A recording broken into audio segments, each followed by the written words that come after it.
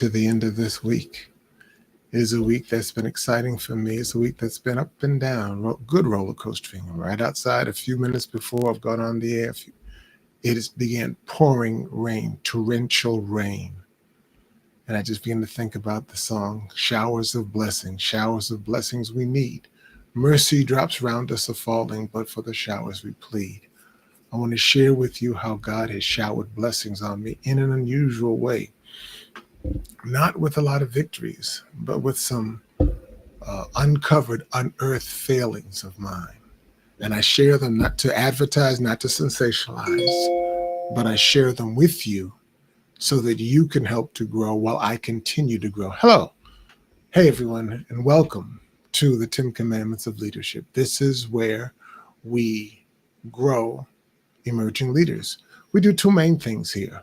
We educate, equip, and empower emerging leaders with God-thought leadership. And also what we do is we present current events and newsmakers in the light of biblical best practices. We do all that under the rubric of this particular show. And one of the questions I want to ask you is, are you living or working below your God-given best life? Are you all or even close to all that God intends for you to be? I thought I was. I thought I was for decades until I hit rock bottom. And then I discovered what my number one problem was. And I'll share that with you today.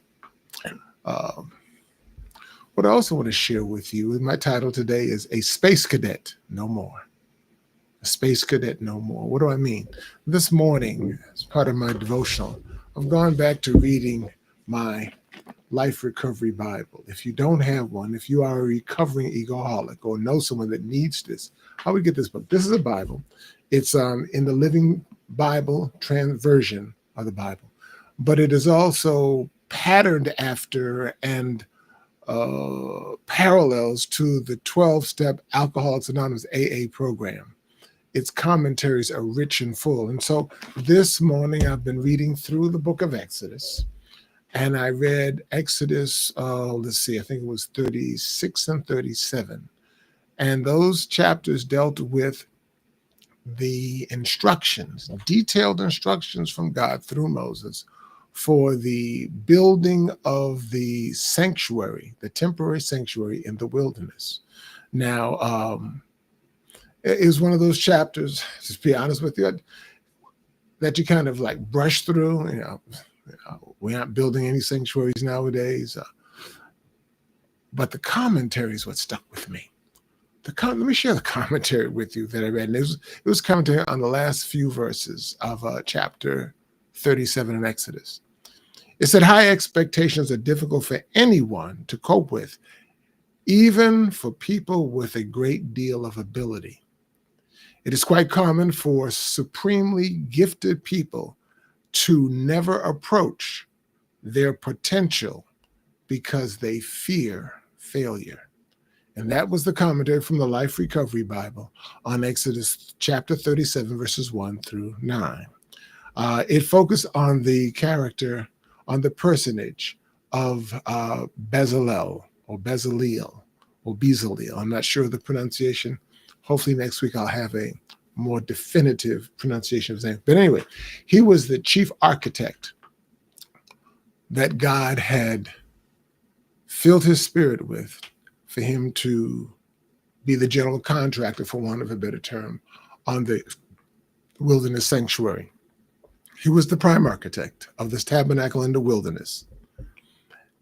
And as I read that story, I felt very much closely akin to him because I, like him, was gifted. I was gifted in communication. I was gifted in charisma. I was gifted in connections. But for years, just like the prodigal son in the New Testament, I used those gifts for everything but for God. And when I was reading Exodus 37 this morning in my Life Recovery Bible this morning, it brought home the truth to me in a way that I had never fully realized before. Bezalel, unlike so many of us, didn't shrink from the high expectations placed upon him, as opposed to trying to run away from who he was and whose he was. He didn't shrink from that at all. He didn't shrink from those high expectations. He didn't hide, he didn't hoard, and he did not hijack his gifts. He used them faithfully and skillfully to build the sanctuary and to train others to do the same. It wasn't just enough for him to be a skilled craftsman. He became a manager of not just physical resources, but of human resources. Well, for years, I ran.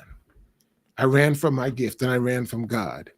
As I shared in a 2006 devotional reflection in this book called Fit Forever by Dr. Kate Kuzma, I did a reflection in this book entitled, I Am a Recovering Egoholic. And ironically to me, it was published on July 13th, which was my 52nd birthday at that time. I once saw my space-given traits as marks of independence, but my space, my S.P.A.C.E., my smarts, my physique, my articulation, my charisma, and my ethics, those things that were God-given, they became the very fuel for my egoholism. Egoholism, the first definition that I arrived at, egoholism is the compulsion to act and or react excessively because of feelings of inadequacy. I'll say that again. Egoholism, the first definition that I came up with, is the compulsion to act and or react excessively because of feelings of inadequacy, either through inflated or deflated egos. I wasn't addicted to substances, but I was addicted to self. I was addicted to attention, to applause, and to achievement. As I wrote then, I was a well-educated, highly articulate, and charismatic space cadet, using God's gifts without acknowledging his gift-giving role. Because I took all those talents and used them otherwise, I was a space cadet. It wasn't until my life crashed in 1987, spiritually, emotionally, and financially, that I found myself crawling back to God. That return was fueled, ironically, not by success, but by failure. And later I realized I hadn't feared failure. I feared succeeding, but I feared succeeding at the wrong things. But just as Bezalel didn't build the tabernacle alone, I now know I'm not called to carry this calling, this message solo. God gave me these gifts not to hoard, but to share, to equip, to reproduce. Today, through this EMC squared initiative, this egoholism measurement calculator for correction, I'm using my communications gifts not to seduce or to manipulate, but to illuminate and to educate. And like Bezalel, who not only built, but trained others, I now see my calling to include several things: announcing this message, creating awareness through keynotes, media, workshops, and writing, equipping others. I'm looking forward to soon launching the TAILS Foundation. TAILS, T-A-I-L-S. It's an acronym, you know, I love acronyms. It's an acronym for the Tim Allston Institute for Leadership Services. It'll become a training and licensing of emerging leaders, HR professionals, and leadership developers in the principles of egoholism recovery. This isn't just about building one tabernacle, building Tim Allston. No. It's about multiplying leaders who can build temples of integrity and purpose wherever they go. In my inflated egoholism, I once saw myself as the sun. But now, through my recovering, I see that I am not the sun. I am at best the moon, reflecting the light of the true sun, the true source. My recovering model begins at the top, the TOP. Target the problem, I own it completely, and then I proceed immediately toward transformation. Like Bezalel, I now know my craftsmanship is not for applause, but for assignment. Not for ego, but for edification. May the temple I build now be one of truth, transparency, and transformation in me and through me. Lord, my prayer is, Lord, help me acknowledge my egoholic nature and walk humbly each day with you. That's my goal. I've stopped running from God. I've stopped trying to do my own thing. I've stopped trying to live by self confidence, which is limited, but I now live by God confidence, which is only limited by God, who is limitless.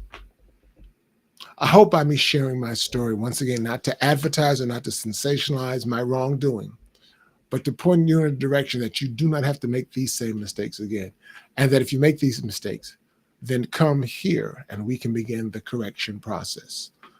In the next few days, I will begin to unpack this EMC squared, this egoholism measurement calculator for correction.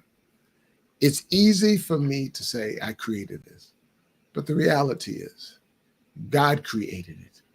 And he loved me enough and loves me enough to send it through me because of the fact that I'm collecting the raw data, but more importantly, I'm telling the raw story of my life. As I like to say, why me? Because data without lived testimony feels very, very clinical, very, very hands-off. It's very, very academic, very, very scientific. But on the other hand, testimonies without data seems purely anecdotal, seems purely like just a feel-good storytelling. What God is allowing me to do in my special calling is to bring both of them together for you, for his glory and your and my edification. If anything I've said today has been inspiring, has been encouraging, has been informative, then please like it, share it, and subscribe to it. Share with your friends who you know are going through the same kind of struggle in their distorted view of themselves or their egoholism. Enjoy the weekend, and I will see you on Monday. Take care.